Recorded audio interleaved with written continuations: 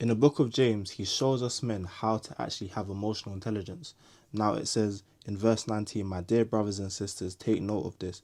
Everyone should be quick to listen, slow to speak, and slow to become angry. Because human anger does not produce the righteousness that God desires. Now you might be thinking, what actually is the righteousness that God desires? Now I'm going to have to explain to you what righteousness actually is.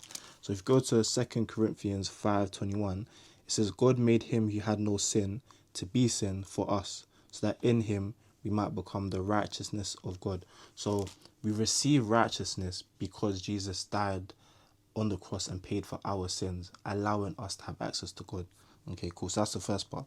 Now, the second part is how is righteousness actually acted out? Now, if you go over to 1 John chapter 3, verses 7, it says, dear children, do not let anyone lead you astray. The one who does what is right is righteous, just as he is righteous. Okay, so we understand what righteousness is. Now, the way you apply this into your life is when you're in a scenario, let's say it could be a confrontation or you could just be having a discussion, be very quick to listen. So try to actually understand what is being said, because sometimes what is being said isn't actually what the person is trying to say. Now, it says be slow to speak. Reason being, when you act off of emotion, sometimes you're not saying things that you actually mean. You're just saying things in the heat of the moment, and your tone might even come across quite wrong.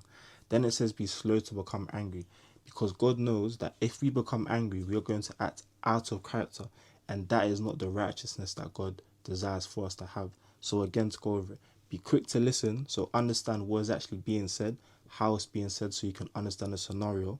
Then be slow to speak, so listen first to understand and then speak, and then be slow to become angry, so you don't act out of impulse and do something you will regret.